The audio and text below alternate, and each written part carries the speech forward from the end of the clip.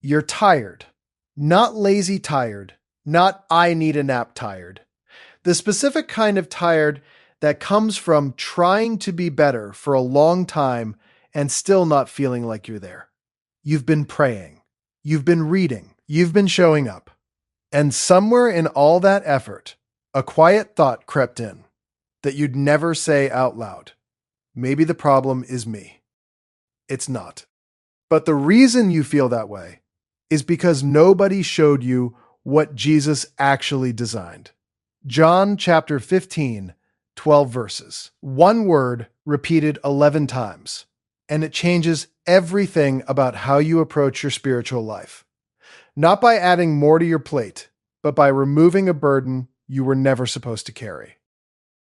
To understand what Jesus said, you have to understand when he said it. This is the upper room, the last night before the crucifixion. Jesus knows what's coming. The garden, the arrest, the cross. And in these final hours, knowing the disciples are about to face the most terrifying season of their lives, he doesn't give them a strategy. He doesn't give them a mission statement. He sits with them and he explains how the whole thing works. John 15, verse 1. I am the true vine, and my Father is the gardener. And in that room full of fishermen who had spent their lives around agriculture, they understood exactly what he meant. The question is whether we do. A vineyard has 3 elements. Each one has a specific role. The vine is the source, not inspiration, not motivation, the actual biological supply line. Water, nutrients. Everything the branch needs to survive and produce flows from the vine. The branch has no independent reservoir. It was never designed to have one. Jesus says, I am the vine, which means he is not a resource you visit when you need a refill. He is the source, and you were designed to be permanently connected to that source. The branches are the receivers. And this is where the religious exhaustion most of us carry begins to make sense. A branch does not produce fruit. Have you ever watched a branch try? Of course not.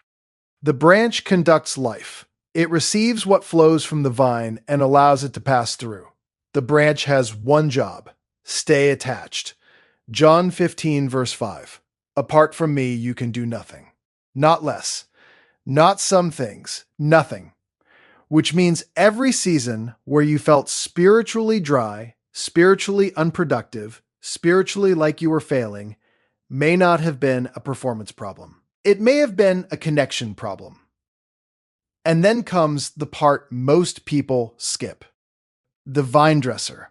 John 15, verse 2. He cuts off every branch in me that bears no fruit, while every branch that does bear fruit, he prunes so that it will be even more fruitful. The Father is actively managing this system. Pruning is not punishment. Pruning is precision. A vine grower cuts back healthy branches because undirected growth spreads the vine's energy across too many directions and produces less fruit, not more. If you're in a season right now that feels like reduction, a door that closed, a relationship that ended, a capacity you used to have that's been taken back, that may not be God abandoning you. That may be the vine dresser concentrating everything toward what you were actually made to produce. The pain is not the problem. The pain is the process. Jesus uses one word 11 times in 17 verses. Abide. In Greek, meno. And meno doesn't mean feel connected. It doesn't mean try harder to be spiritual.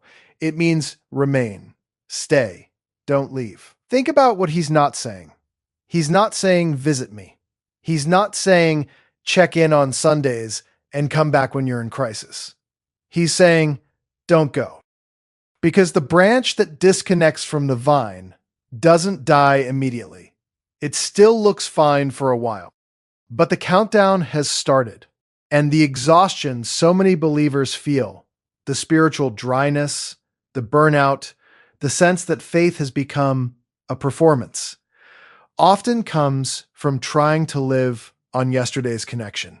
You haven't walked away from God. You've just slowly, quietly stopped remaining.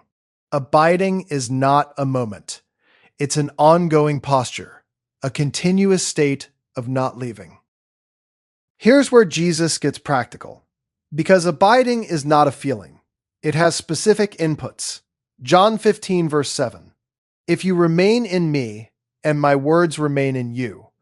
The first input is Scripture, not Scripture as a checklist. Scripture as the nutrient that flows through the connection.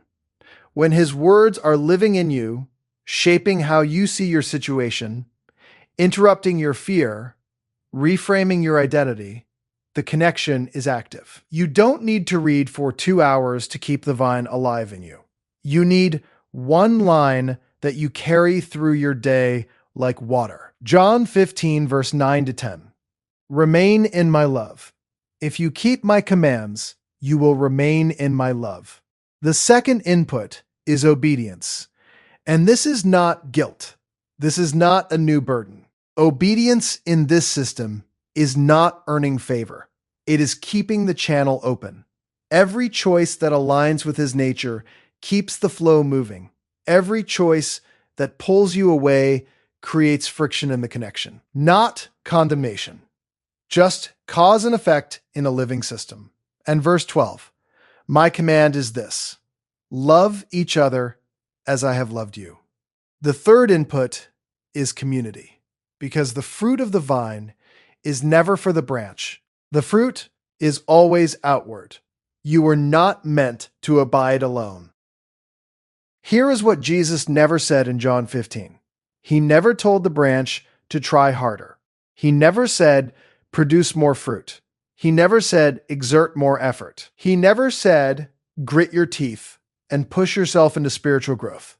He said one thing: remain. Because the branch that stays connected doesn't have to think about fruit.